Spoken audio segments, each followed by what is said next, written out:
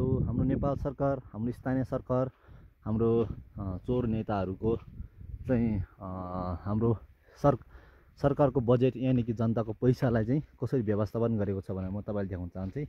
यो ब्युटार भनेको 5 वर्ष जति भइसक्यो होइन।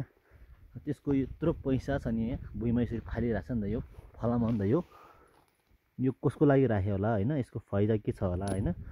यसरी फालिएको छ। यो डाँडैबाट चाहिँ यो फलामको टुक्राहरू चाहिँ यसरी किनेको फलाम होइन, जनताको पैसाले किनेको फलाम चाहिँ डाँडैभरि छ। डाँडैभरि म तपाईँलाई देखाउन चाहन्छु। यो ब्युटार सुरु भएको चाहिँ 4 देखि 5 वर्ष भइसकेको छ मेरो अनुमानले नै। किनकि 3 वर्ष अगाडि म यहाँ आउँदाखेरि नि, 2 वर्ष अगाडि म यहाँ आउँदाखेरि पनि, 3 वर्ष अगाडि आउँदाखेरि पनि यसरी नै फलामहरू छरपस्ट थियो। अहिले पनि त्यसरी नै छ। त्यहाँ हेर्नु फलामहरू डाँडैभरि छरपस्ट छ होइन। म कुनै न्युज रिपोर्टिङ होइन, स्थानीय बासिन्दा भएको कारणले गर्दाखेरि हाम्रो पैसा, जनताको पैसा चाहिँ यहाँको सरकार, स्थानीय सरकार यानि कि यो ठेकेदारहरू को छ त्यो त्यसरी खेर फालेको छ। यो ब्युटारलाई न त कम्प्लिट गरेर राम्रोसँग बनाउनु होइन, यो बनाउने कारणै छैन। यो बनाउनेको यहाँ कुनै उपलब्धि नै छैन। यसको यो कुनै फाइदा नै छैन। यत्रो ठुलो डाँडामा यस्तो हाई पोइन्टमा चाहिँ भ्यू पोइन्ट बनाउनेको, ब्युटार बनाउनेको कुनै आम्दानी नै छैन। पनि यहाँ बनाएको छ होइन। अब यत्तिका मूर्खहरूले चाहिँ कुन चाहिँ भाषा, कुन चाहिँ शब्दले म सम्बोधन गरौँ त्यो मलाई स्वयंले पनि अलिक दे। अब यो एउटै फलाम होइन, यो फलाम 1 केजी बराबर छ होइन। अब यस्तो कति फलाम चाहिँ यहाँ खेर फालेको छ होइन। अब हेर्नुहोस् होइन, यो जनताको पैसा, हाम्रो पैसा होइन, हाम्रो यहाँको सरकारहरूले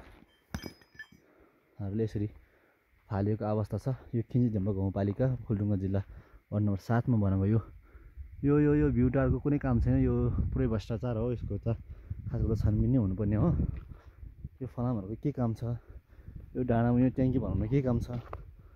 यति चाहिँ पैसा चाहिँ सही ठाउँमा सदुपयोग गरेर सही ठाउँमा लगानी हालेको भए चाहिँ बजेट चाहिँ आम्दानीको स्रोत हुन्थ्यो। स्थानीय बासिन्दालाई चाहिँ राहत पुर्याउने काम हुनुपर्थ्यो। यहाँको शिक्षा, स्वास्थ्य, खानेपानी नाजुक अवस्था छ। बत्तीहरू पनि धेरै आवश्यकता देखिएको छ गाउँमा होइन। त्यो नगरेर यस्तो कुरामा चाहिँ यो बजेट यसरी खेला नफालिनु पर्थ्यो भन्ने चाहिँ मेरो एउटा भनाइ हो। त्यही भएर अब तपाईँलाई भन्नुपर्दाखेरि यति बजेट चाहिँ मसँग भएको भएदेखि चाहिँ मानव मैले 10 रुपियाँ लगानी गरेँ भने 2-4 वर्षमा 100 रुपियाँ चाहिँ आम्दानी हुने खालको, अथवा वर्षमा 100 रुपियाँ 200 रुपियाँ आम्दानी हुने खालको चाहिँ त्यो अनुसारको चाहिँ एउटा बजेट चाहिँ व्यवस्थापन हुनुपर्थ्यो। बजेटको सही उपयोग हुनुपर्थ्यो। यानि कि स्थानीय जनतालाई आधारभूत कुराहरूको पूर्ति गर्ने, शिक्षा, स्वास्थ्यदेखि सानोतिनो कुराहरूको पूर्ति गर्नुपर्ने पर्थ्यो होइन, गर्नुपर्ने थियो। म भए त्यो गर्न सक्थेँ होला, गर्थेँ होला।